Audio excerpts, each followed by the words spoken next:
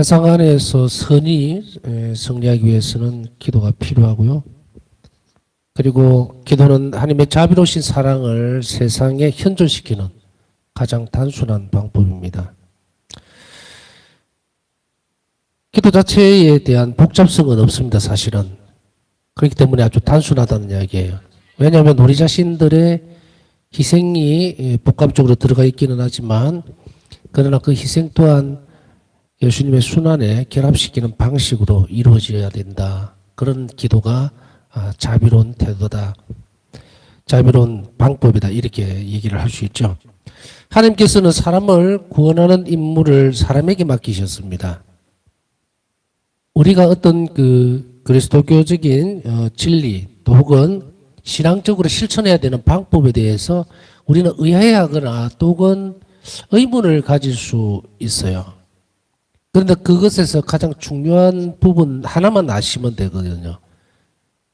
어떤 작은 어떤 의심이라든지 또 여러 가지 이제 이해하지 못하고 교회 안에서 신앙적인 진리를 하더라도 납득하지 못하고 이런 부분들이 있는 이유가 뭐냐면 혼재가 돼서 그래요. 혼재가. 혼합적이다. 이 가장 큰 기초가 잘 나아져 있으면 나머지 부분들은 잘 이해가 되어집니다. 그런데 그 기초가 제대로 놓아주지 못하고 이렇게 청청이 뒤죽박죽으로 되어 있으면 이게 질서지어지지를 못하기 때문에 모든 것이 자칫 잘못하면 혼란스러운 쪽으로 넘어가요. 그렇기 때문에 어떤 한 가지의 기둥이라고, 제가 기둥이라는 표현을 잘 쓰잖아요. 자주 쓰는데 기둥이 온전하고 튼튼하게 만들어져 있는 사람은 그 위에 아무리 무거운 철골이라든지 또 혹은 집을 짓는다 치면은 계속해서 층을 올려놓더라도 아무 문제가 없어요. 그런데 성급해서 집도 짓기 전에 뭐 내부 장식을 인테리어를 생각하는 사람이 있어요. 그거는 불가능한 문제지만 해봤자 소용이 없죠. 뭐 아무것도 없는데 지붕도 없고 아무것도 없는데 뭘 꾸미겠어요. 벽도 없는데. 그런데도 그렇게 하는 사람이 있다 이거예요. 신앙적으로. 그것은 무엇이 그 사람의 문제라기보다는 좀 혼란스러워 제대로 길을 못 따라온 결과로 이런 일이 벌어지게 되는데 차근차근 하나하나를 잘 살펴가면 나머지는 어렵다기보다는 아까 얘기했던 그런 신앙적인 의심들이 거의 90% 이상은 줄어듭니다. 줄어들어요. 그 나머지 부분들은 이제 지식적으로 좀 높은 차원의 어떤 부분을 이겠죠. 그래서 그걸 제외하고는 일반적으로 우리가 그리스도인으로서 교회 안에서 살아가는데 아무 문제가 없어요.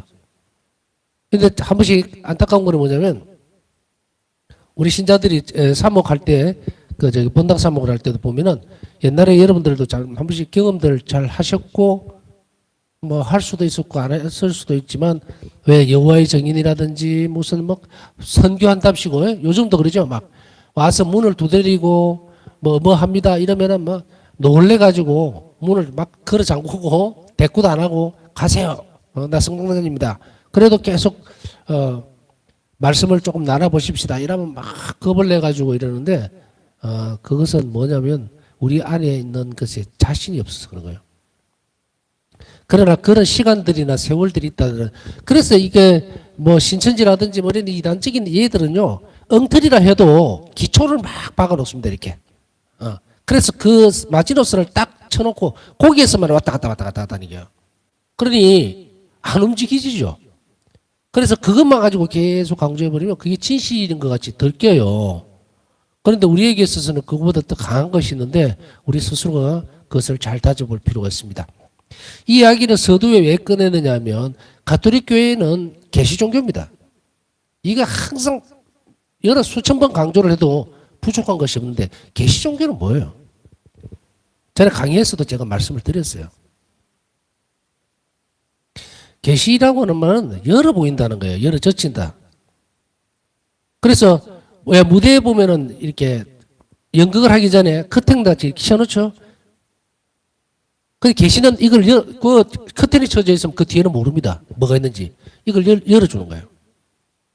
그래서 우리가 알고 있는 신앙적인 모든 것들은 어디서 왔다? 위에서 내려온 거예요. 그래서 예수님 그 말씀 하시죠. 하늘에 올라간 사람 외에는 위에 아무 사정 모르잖아요. 당신은 하늘에서 왔다. 그렇기 때문에 그것에 대해서 충분히 얘기할 수 있다. 이 말이죠. 아무도 사람은 그 가본 적이 없으니까.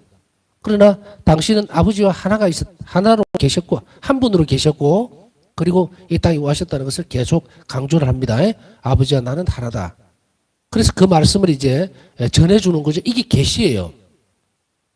바울 사도는 사람이 가본 적도 없고 들은 적도 없는 그것에 대해서 그리스도를 통해서 우리에게 드러내 주셨습니다. 진리를 드러내 주셨습니다. 이게 계시란 말이죠. 그럼 이게 기둥이어야 돼요. 기둥. 그렇기 때문에 이제 우리가 다시 돌아가서 사람을 구원하는 임무를 사람에게 맡기셨다. 이거 뭐예요? 이거 하나님 뜻입니다. 하느님이 원하시는 거예요. 사람을 통해서 구원하기 바랍니다. 그래서 교회가 있는 거예요.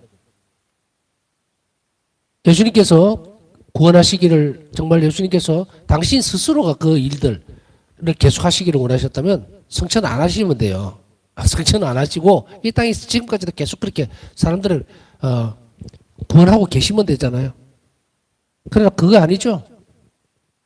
하나님 뜻은 온 인류 전체에 대해서 공간이라는 것이 있어요. 우리가 사람이 이게 삶을 살아가면서 육적인 것이 있기 때문에 공간적인 제약을 받게 되죠. 그래서 여기는 뭐 기장에 있는 것이고 여러분들은 뭐 부산이든 어디든 방에 있는 것이고 그 공간적인 제약이 있어요.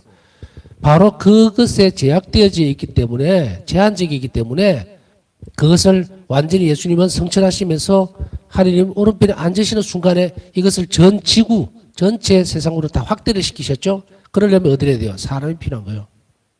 그래서 칠성사를 세우시고 사제들을 세우시고 그리고 그들을 위해서 통해서 당신께서 직접 구원 사업을 하신다. 이제 이런 맥락에서 사람을 구원하는 임무를 사람에게 맡기셨기 때문에 하나님께서는 모든 사람과 각각의 개별적인 사람을 우리 모두에게 서로에게 맡기신 거예요. 그래서 저 사람이 구원받기 위해서는 내가 필요한 거예요. 내가 구원받기 위해서는 저 사람이 필요한 거예요.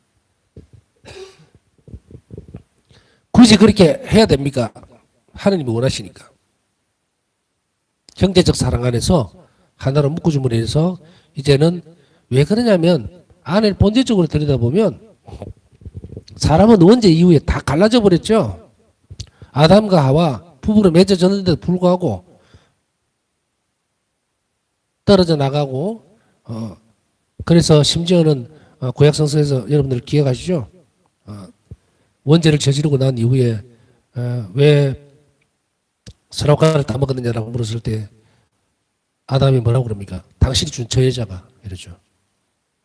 처음에는 뭐 내 뼈에서 나온 뼈, 내 살에서 나온 살이로다 하고 좋아가지고 막 죽을 것 같이 이래 하던 그 인간이 죄가 딱 들어가 버리고 나니까 저 여자가 그러죠. 저 여자가.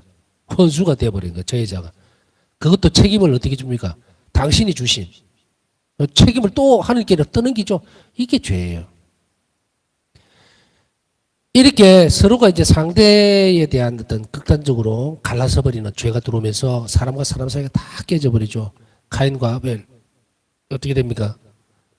아벨을 죽이고 난 뒤에 가인이 에게 야훼 하나님께서 물으시죠.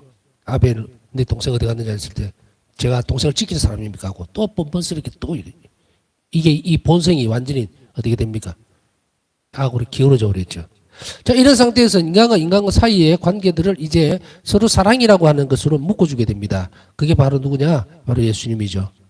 그래서 예수님의 성체성사를 세우시고 나서 그 세우시기 전에 제자들을 바로시켜 주시면서 이제 사람과 사람 사이의 관계를 이제 당신이 중간에 들어옴으로 인해서 완전히 바꿔버립니다. 그래서 이제는 대상이 누굽니까? 사람은 원수지간이 아니고 내 구원을 위해서 필요한 사람.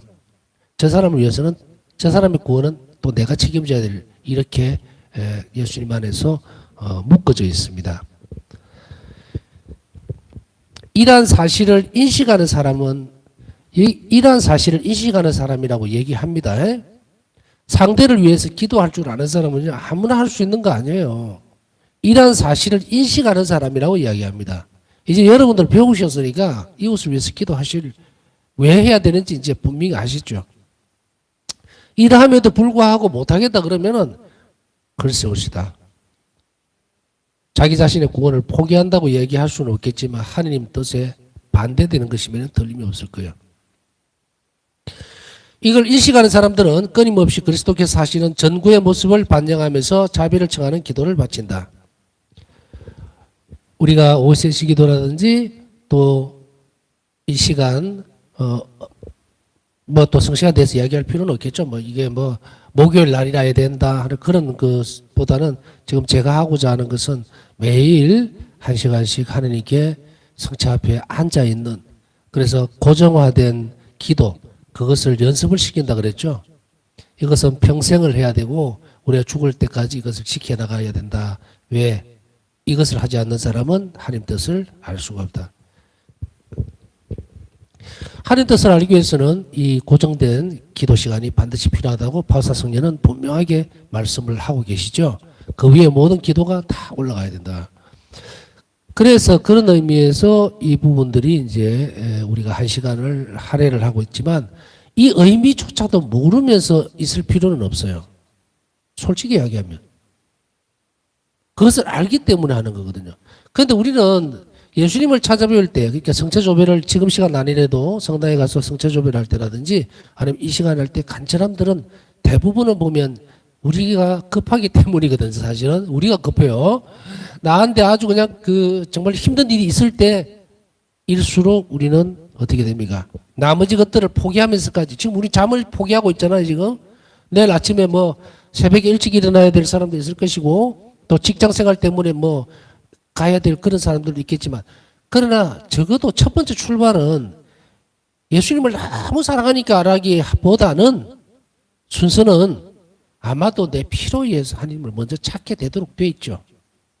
그것을 잘못됐다고 볼 수는 없다. 왜? 내 필요성에 의해서 하나님이 걔로 가야 되겠다라고 했을 때, 그때 그 부분 안에 우리 의탁의 학교에서 배웠죠. 의탁의 출발점이 될 수가 있다. 내가 부족한 걸 아니까 아버지 집에 가야겠다, 아버지께 청해야 되겠다, 난 아무것도 할 수가 없다, 이거죠. 그래서 그 출발점은 뭐예요? 내 부족함을 먼저 아는 거였거든요. 그렇기 때문에 그렇게 가서 그 다음에 가서 이제 잘하는 거죠. 성장하면서 배우면서. 이런 사람들이 다른 사람들을 위해서 전구해 줄 수 있는 사람이 된다. 그래서 이런 사람들이 바로 자비를 청하는 기도를 바칠 수 있다, 이 말이에요. 이것을 모르고서 자비 기도를 바치면 안 되겠죠. 자비 기도라든지 아니면 뭐 오세시 기도라든지 이것을.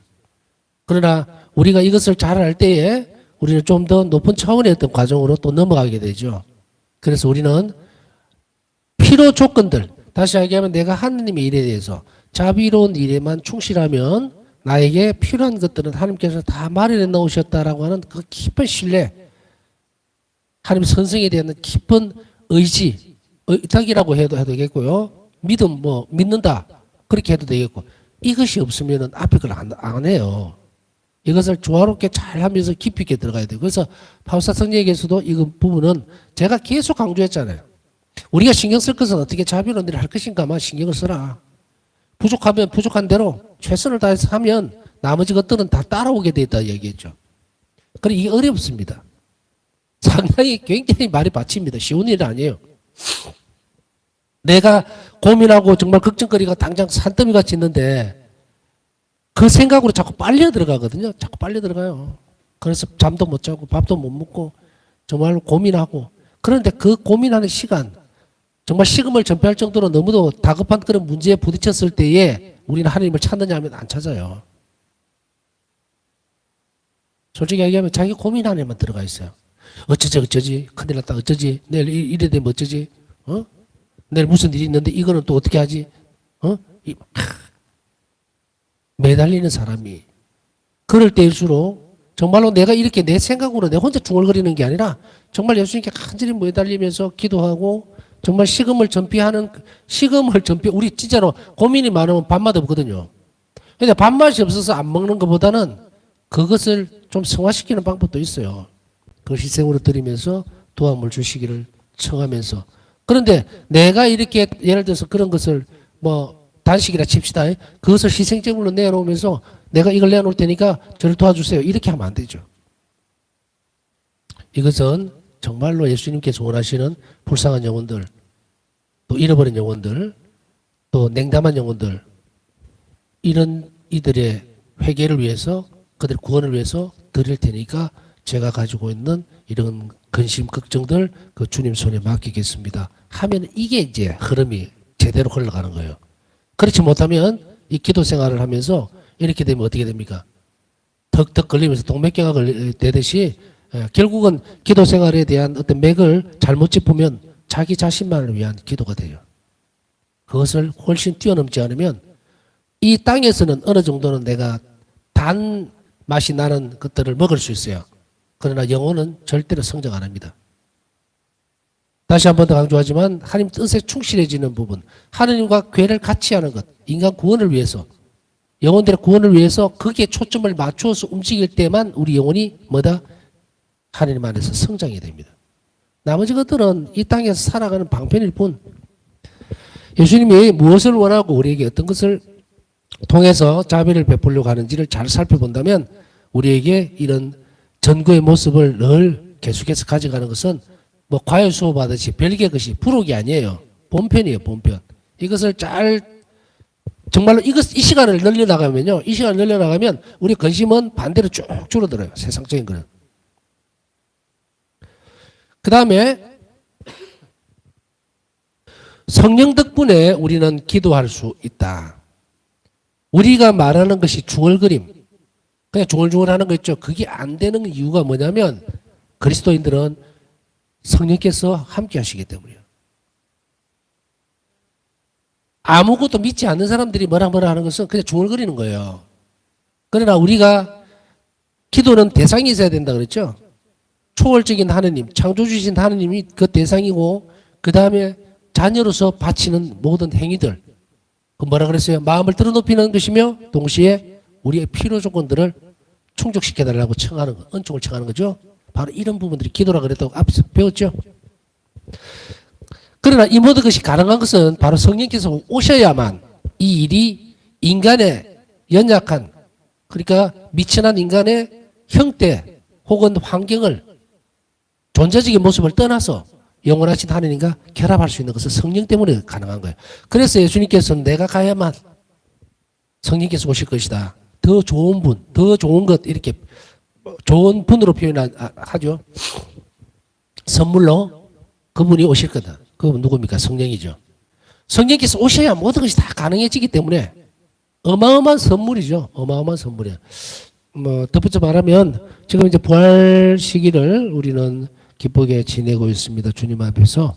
그러나 좀 지나면 이제 예수 성찬 때 주일도 맞아야 되고 또 성령 강림 때 주일도 맞아야 되겠죠. 지금부터 준비하셔야 돼요. 그 놓고 가만히 있는 것이 아니라 정말로 예수님께서 성취하셨던 그 기쁨 준비해야 되고 그 다음에 그 기쁨 뒤에 찾아오는 성령 강림 때 주길 쇄신되도록 정말 그날 성령으로 가득 충만해질 수 있도록, 그래서 우리가 좀 더 용기 있고 그리고 폭넓은 어떤 자비의 마음을 가지고서 주님 마음에 드는 사람이 될 수 있도록 지금 이제 이렇게 전례적으로 이렇게 준비하셔야 돼요. 자, 성령 덕분에 우리는 기도할 수 있는데, 왜냐하면 성령께서는 가장 먼저 우리를 변호하시는 분이시기 때문이다. 변호하시는 분이시기 때문에 그게 가능하다는 말은 뭡니까? 우리는 죄인입니다.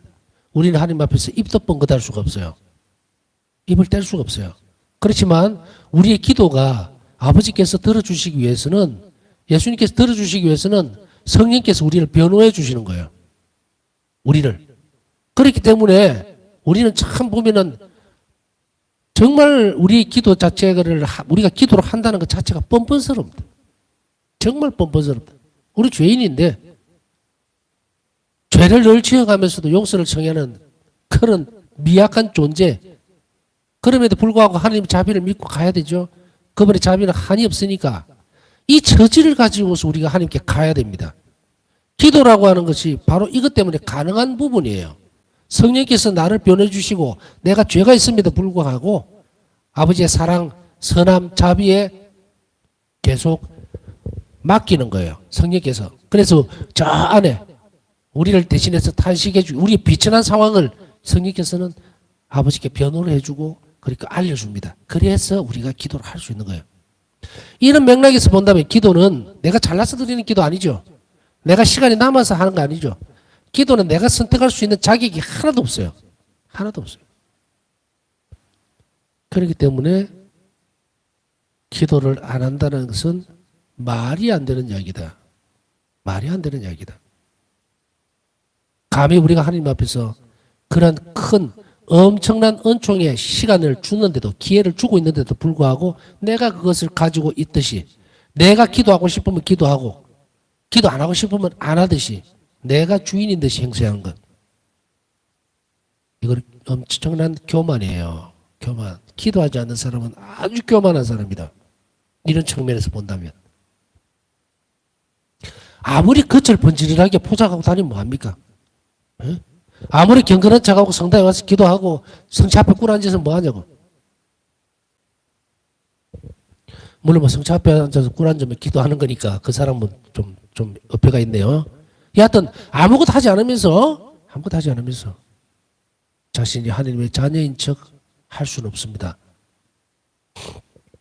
우리는 우리 스스로를 잘 알아볼 필요가 있죠.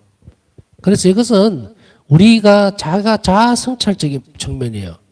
제가 이런 이야기들을 뭐 넘어갈 수도 있어요. 그런데 이 이야기들을 하는 이야기는 여러분이나 저나 불완전하고 항상 흔들리는 부분이 많습니다. 나는 성인이니까 여러분들이 가르쳐주고 있고 여러분들은 아주 부족하니까 막 이렇게 되면은 형평이 안 맞아요. 그런 게 아니고 제가 이런 이야기들을 건드릴 때는 사실은 피정하는 느낌으로 하는 거예요. 같이 묵상하면서. 이것은 나한테도 해당되고 여러분들에게 해당되고. 아, 내가 기도를 어떤 때는 소홀히 하고 아유 귀찮아. 또 어떤 때는 마음이 심란해서 기도하기 싫어. 이랬을 때 우리 자신들의 모습 한번 잘 들여다보자. 그 기도를 해야 하는 당위성이 내 권리인가? 내 권리 아닙니다. 선물이에요. 그럼에도 불구하고 나는 기분 좋으면 기도하고 또 피곤하고 힘들면 에라 모르겠다. 그렇게 좌지우지할 수 없는 것이라는 사실을 우리가 깊이 있게 성찰하고 알 때일수록 우리는 기도에서 손을 놓지 않게 됩니다. 자, 이제 저희가 이렇게 쭉 설명하면서 건드리고 줬던 부분은 기도라는 것에 대해서 명확하게 가지고 있어야 된다는 이야기예요. 우리 관심과 생각들을. 그래야 어떤 어려움이 오거나 뭐 심리적으로 위축되거나 좀 너무 힘들고 이럴 때 있어요. 그럴 때도 그 선물을 내가 포기하는 순간에 악이 그거를 채워간다고요. 그 시간을. 그 귀한 것을. 그것을 우리가 안다면 기어이 기도해야 합니다. 어떤 순간에서도. 우리를 변화하시는 분이시기 때문이다. 즉 우리 안에서 서로를 위해 기도하려는 마음을 일으키시는 분은 성령이시다. 성령께서 우리에게 그런 마음들을 일으키시는 거예요. 아버지 앞에서 우리를 변해주면서 우리 자신들을 성화시키기 때문에 선으로 이끌어가도록 마음을 열어주시기 때문에 우리는 이웃을 위해서 기도할 수가 있어요. 성령께서 문을 열어주지 않으면요. 인간은요. 자기 자신밖에 몰라요. 원래. 자기 자신밖에 모릅니다. 성령께서 열어주시기 때문에 이 부분들이 자비로 사람들에게 보탬이 되는 거예요. 물론 다른 측면들도 볼 수 있겠지만 그건 굳이 볼 필요가 없죠. 안 믿는 사람이라 하더라도 자식이 엄마가 자식에게 정말 입에 들어가는 것도 아끼면서 먹여주고 배는 골아가면서도 주죠. 먹게. 이건 뭡니까? 이건 창조 질서예요. 창조 질서입니다. 이거는 금방 우리가 설명하고 있는 이 부분하고는 다른 부분이에요. 다른 이들을 위해서 이웃이라는 대상 자체는 광범위하다 그랬죠. 근데 전혀 모르는 사람이에요. 그 사람에게까지 우리가 신경을 쓴다? 참 대단히 놀라운 변화죠. 우리는 그렇게 못해요. 내 옆에 있는 사람도 신경 안 쓰고 내 이익이나 이권이 개입이 안 되면 신경 안 쓰는데. 차원이 다른 문제죠. 동물들도 새끼들은 죽으라고 막 위험한 데서 지키고 젖을 미기고 합니다. 그래요. 그거 위에 뭐가 다릅니까? 희생적인 부분 동물들 다 해요. 자연적으로. 그러나 그것이 그리스도교적으로 올라오면 완전히 다른 차별화된 문제가 되는데 바로 이것이 우리가 추구해 나가는 부분이고 이것을 성령께서 우리에게 가르쳐 주시는 거예요. 짐승과 다른 우리는 창조물 중에서 가장 위대한 하나님의 사랑, 속성을 공유할 수 있다 해야 될까요? 받아볼 수 있다. 모상을 가졌으니까, 우리가 하나님의 모상을 닮았으니까, 비슷한 측면에서 받아들일 수 있다. 이런 의미로 알아들었으면 되겠습니다. 여하튼, 이렇게 전혀 다른 차원으로 옮겨가는 것은 성령 때문에 가능한 문제이다 하는 거예요. 서로를 위해 바치는 우리의 기도를 통해 하나님께서는 당신 자신을 자비로서 고통받는 사람을 만나러 나가는 사랑으로서 죄에 넘어진 사람을 일으키고 당신께 의탁하도록 용기를 주시는 사랑으로서 드러내신다. 서로를 위해서 바치는 기도를 통해서만이 사랑으로, 자비로 가난한 이들 그리고 죄에 넘어진 사람을 일으키고 의탁하도록 용기를 주고 하는 그 부부 사랑으로서 이렇게 드러낸다. 존재한다 이야기했죠. 기도만이 필요한 거예요. 기도가 되어져야만 하나님을 은총으로서 자비로서 사랑으로서 존재시킬 수가 있어요. 그래야 그 사람이 바뀐다. 완전히 바뀐다. 온전하게 바뀔 수 있다. 이것이 기도로서 가능한 일이에요. 그렇게 살펴보면 얼마나 우리는 대단한 선물을 이미 가지고 있습니까? 우리 자신만 제대로 산다면 우리가 더 이상 저 사람이 좀 변화가 되었으면 좋겠다. 하나님 자녀로 좀 이제는 정신 좀 차리고 살았으면 좋겠다. 이제 무슨 이런 문제에서 좀 벗어나서 정말로 사람답게 좀 살았으면 좋겠다. 그런 간절함들 그거 가능하다. 기도로서. 그런데 이런 경우에도 우리는 때때로 큰 벽에 부딪힌 듯이 생각이 되어줄 수가 있습니다. 아이고 감히 내가 어떻게 기도를 해. 어떤 부모가 자식이 하나 있다 칩시다. 아주 골치가 아프고 냉담도 하고 막 엉망진창인 어떤 삶을 살아갈 때 엄마가 정말로 아이고 기도하세요 그랬을 때 아이고 제 기도가 무슨 그렇게 큰 소용이 있습니까? 하기는 해요. 근데 안 변해요 라고 할 때가 있죠. 그때는 왜 기도가 위대하지 않아서 아닙니다. 기도가 실행되어진다는 것 그리고 자신의 기도로서 반드시 그 일이 일어나리라고 하는 믿음의 부재예요. 사랑의 부재입니다. 내가 자식을 사랑한다면 그 사랑만큼 하나님께 드려야 돼요. 그보다 더 큰 사랑으로 탄원을 해야 돼요. 그래서 전에 말씀드렸죠. 아우구스티노 성인, 모니카 성녀가 30년 동안을 울고불고 성전에서만 매달려 살았다. 결국 두 분 다 어머니도 아들도 성인이 되셨죠. 이 교회에서 너무나 큰 교회학자 되시는 아우구스티노 성인을 어머니는 뭘로? 기도로서 희생으로서 그렇게 변화시키고 나으셨죠. 이것은 비단 아우구스티노 성인에게만 모범적으로 드러나는 그런 예시가 아닙니다. 기도의 위대함이에요. 누구나 할 수 있어요. 그러나 기도는 뭡니까? 가장 큰 사랑으로 하시라고 얘기했죠. 내 자신의 처지가 빈약하고 나는 기도를 잘할지 모른다 하더라도 사랑은 할 줄 알거든요. 하나님을 사랑하는 부분 알아요. 그래서 우리는 바로 이러한 훌륭한 도구들 그것을 이용한다고 해야 되겠죠. 이용해서 사용해서 이웃에게 큰 선익이 되고 자비로운 일을 할 수 있도록 항상 노력을 해야 합니다. 서로를 위해 기도하는 사람은 이 진리를 공언하며 이 진리를 공언한다. 공식적으로 언급한다는 이야기죠. 확실하게 얘기할 수 있다는 이야기예요. 그 다음에 공언하며 자비로운 사랑이신 하느님을 세상에 현존시키는 것이다. 제가 계속 현존시킨다는 말이 내 말이 아니죠. 이거는 깊이 있게 잘 생각해야 돼요. 내가 예를 들어서 A라는 사람하고 나 이렇게 있잖아요. 내 가족이 돼 누가 돼. 이래 있을 때 내가 기도를 바치면 이 자리에 현존을 시키는 거예요. 하느님을. 기도는 그래요. 하나님을 존재시키는 거예요. 그렇기 때문에 이 앞에 A라는 사람과 내하고 관계에서 좀 불편한 것이 있을 때 기도를 계속하면 여기에 하나님을 존재시키기 때문에 악은 어떻게 됩니까? 물러가요. 그리고 화해가 되죠. 이만큼 기도가 빠져버리면 화해가 안 됩니다. 화해가 안 돼요. 그 사이에 뭐가 있습니까? 악이 들어와 있었기 때문에 악이 존재를 해버리잖아요. 그러니까 악을 빼내고 거기에 하느님을 존재시켜야 되는데 그게 뭐냐? 바로 용서와 기도라는 거예요. 그래서 지금은 기도의 측면을 보죠.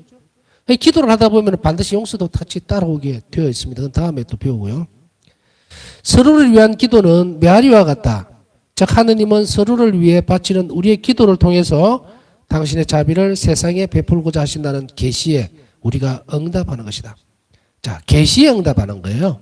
하느님이 이렇게 하라고 알려주셨고 이것이 이렇게 되어지는 거다라고 우리에게 가르쳐 주신 것이 이 부분이다 이 말이에요. 그러면 우리는 어떻게 해야 돼요? 그대로 살면 되죠. 이 계시에 응답하면서 살면 됩니다.